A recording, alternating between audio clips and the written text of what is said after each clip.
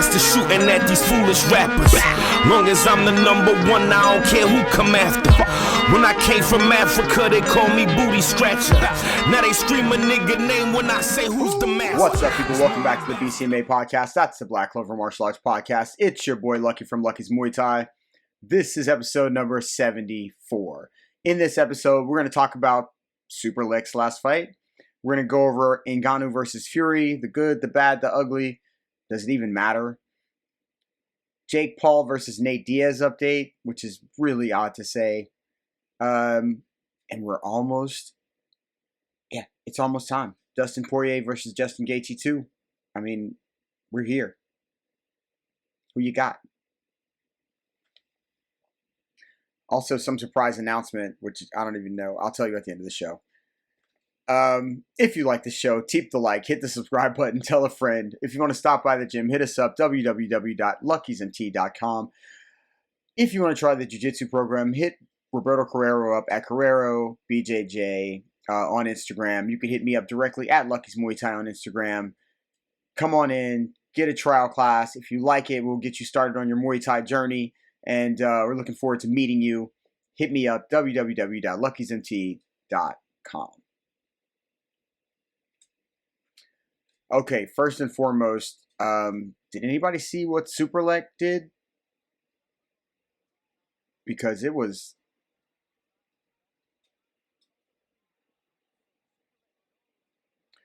Okay, so regardless of the fight, the outcome of the fight has Superlek calling out Haggerty and Rodtang, which was probably more important than that fight itself. He is pulling away from that idea of all the ties being champions versus, so them not fighting each other, and is clearly ready to become the absolute best in the world. I'm looking forward to see how this plays out because, I would love to see both of those fights. I'm almost positive he fought Haggerty before, but whatever. Superlek put on a performance, and everybody should be worried because he doesn't normally fight that way. And he elbowed this poor man to death. So, yeah. All right. Ngannou versus Fury. The good, the bad, the ugly. Let's go in reverse. The ugly. Just negative commentary for no reason whatsoever. I mean, there are, I guess you can sort of make criticisms about choices, but at the end of the day, whether it was Floyd or Jake or, whoever made this path really available, it is available. And whether you like it or not, I am not a lover of it. These things are happening. Now, do I think that boxing has a reason to kind of be like, man, come on, the Usyk fight isn't happening and so forth and so on? Yes, that's in the bad portions of things. But some of the other negative commentary I've heard, I don't know. I'm assuming they don't understand that Ngannou wanted to be a boxer before he was doing MMA. And I'm almost certain he is going to be a little bit tougher to deal with just based on his stature than Deontay Wilder. They do not fight the exact same way. And yes, this is boxing, but I guarantee you it is not going to be exactly what you thought. I imagine Fury's going to do what Fury does, is employ some tactics, some veteran tactics to make sure this goes the right way. I mean, he would be dumb not to, right? Take your money, then go fight Usyk. Take that money. I mean, what are we doing? What are we talking about? So yeah, the ugly is the negative commentary. I don't know. Maybe I don't like champions holding on the belts, but this opportunity popped up somehow for both of them at the same time. And, Fury's got a reality show coming out. I'm sure this is going to help promote the whole thing. This is a huge deal, whether we like the way that it does the boxing timeline or not. The fact of the matter is this is going to actually add a little bit more fuel to the fire of that Usyk fight once it's all done. And this may have been the plan all along. Who knows? The bad. The boxing holdup. I mean, I just talked about it. The Usyk fight is being held on. What happens is he just get to hold on to these belts all the way through all this stuff, and they're going to strip him of a belt. I don't really know how these things play out within the ideas in these organizations, these sanctioning bodies, what they feel like, because I'm not sure how much money they may or may not make off of these situations as well. So I doubt they'll do anything like strip him, because I just don't think that's going to happen. But a holdup for sure. But nothing else is really happening in the heavyweight division. I mean, Deontay's trying to fight Ruiz, but that fight's not happening. Like, I don't know. I feel like maybe this is the perfect time. I feel like people were more hyped when Tyson Fury first called out Ngannou. People were kind of like, oh, okay, man, that kind of sounds good. And then because the time passed, I believe that it kind of put a damper on people's emotions for it. And then because the Usyk fight couldn't get made, not so bueno. The good, though. Ngannou, this is more for the MMA people, and sort of, but also for the world. Like, it should be some sort of like motivation, I guess, right? Ngannou proves a point, right? He proved you can go out and you can find your value, right? He's getting paid more in this one fight than his entire career. Let that man shine. Daniel Cormier apologized, because, I mean, look, man, people have to make their own choices, and you have to be careful of your criticisms of them, because your assumptions are they're not going to make it, which is a crazy, crazy assumption to have about somebody.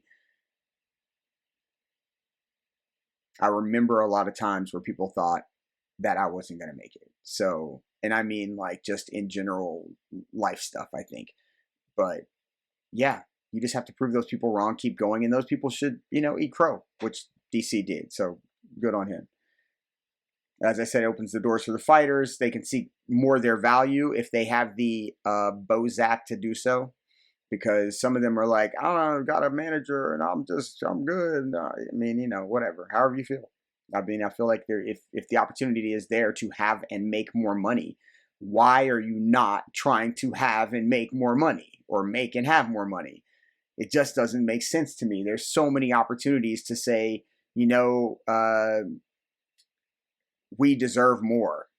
But, people have tried to fight for you. Some fighters have tried to fight a little bit, but nothing's getting done. And obviously, everybody's happy with making whatever, 25 and 25 or 10 and 15 and 15 or whatever. I don't know what the going rate is, but I feel like people are showing, Ngannou has showed you that you can make money your own way, and you don't have to succumb to the norm. It's going to add to his insane story, which obviously we know, Cameroon to France and back and forth, and through these immigration issues and sneaking here and there, and then finally ends up like boxing and then MMA, and next thing you know, he's the UFC heavyweight champion, and decided to take on a much larger task than himself by saying he wanted to do something for fighters along with himself and try to bring everybody up. But didn't work out in the UFC. It looks like it's might going to work out in the PFL, and also it clearly worked out with this Tyson Fury fight. So, and honestly, Tyson Fury has a crazy ass story too. So it adds to his legacy. I mean, people can talk about whatever they want, but this one, I mean, it is what it is. People are going to watch it. I guarantee it. All right, Jake Paul versus Nate Diaz update. Not much. Jake actually is claiming that Nate is sort of dropping the ball by not promoting this enough. And he's gone on whatever shows. Whose show was he on? Maybe Andrew. I don't know. One of these shows. And he dressed as Nate Diaz. So he's imitating him. He's doing the regular Jake Paul thing. I don't know if the shtick ever gets old. Does the shtick get old and you just... I mean, is he a comedian doing the same jokes, or? I mean, I know you're trying to promote a fight. I don't know. Nate may be dropping the ball, but I don't know if Jake is connecting. I think Jake connects more when he talks about fighter pay, really, than he talks about fighting Nate. I don't know. I don't know how this thing is being promoted. It's all just very odd to me. Nate now I've seen on a couple of interviews, and he seems rather normal, like he's just ready to go fucking fight, and that's what it is. So he did drop some good video though on his YouTube. It's like a road to the fight type thing. A lot of good stuff, interesting stuff. I think it showed him doing some seminars. Obviously some training. There's some sparring footage of him out there. There's some good pad work footage of Jake Paul out there where he looks pretty sharp. So I don't know, but August 5th, it's going to go down. I imagine that, Nate Diaz is probably going to talk a gang of shit during this fight. I don't know if Jake Paul has ever heard the amount of shit talking Nate Diaz is going to do. I don't know if people are old enough to remember when fighters that were fighting one of the Diaz brothers would have their sparring partners talk shit to them while they were preparing to fight them, because it was so necessary to mentally fortify themselves before they stepped in there with one of them. But I'm old enough to remember that. I hope Jake remembers that, because that type of psychological warfare could really sneak up on you in a fight that you expect to win by the 6th. Got to be prepared for all that talking and pushing and pointing. I don't know. I'm looking forward to it anyway. Whatever. I mean, it's the way of the world, right? Everybody's doing these celebrity fights and these, whatever crossover fights. I guess people like them because they're entertaining. And if you get the correct fighters, Ngannou to me versus Fury is actually something that, okay, there might be some competitive nature here. And I feel the same way about Nate Diaz and Nate Diaz and Jake Paul. There could be an actual, an actual boxing match could break out. And on that note, Buakaw is fighting Manny Pacquiao. I don't have any details. I heard this the other day. I saw something again about it today. I guess they're fighting in, regular old boxing. Not regular old, but boxing, right? Queen's rules. I don't really know what's happening here. But I'm going to have to assume that it's just some sort of exhibition. They'll get in there and have some fun. But hey, listen, Manny Pacquiao is jumping on board with this. So what are we even talking about? Are people even fighters anymore? I don't know. I don't know what's going on. Everybody's doing everything. Or everybody's fighting in every other person's style. These little crossover fights. I mean, they're great. They're fun. But I suppose the knock is the same thing. It's that the lines get blurred as to who is really what. But I think you have to just take these sort of crossovers as entertainment, because the situations are different. I mean, most of them are exhibition, and, they're not really meant to be more than that. I mean, I think the Mayweather, who was it? Who did he fight?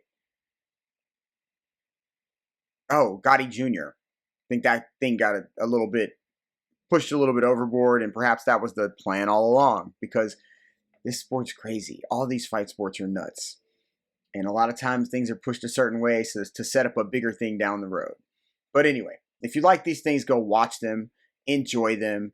If you don't like them, I mean, go ahead, criticize them all you want. All you're doing is criticizing people out here making money, boxing or whatever they're doing. Anyway, I love y'all. Jacob's calling me. I got to go to the gym and go to work. Peace. I'm out. www.luckysmt.com, at Lucky's Muay Thai on Instagram.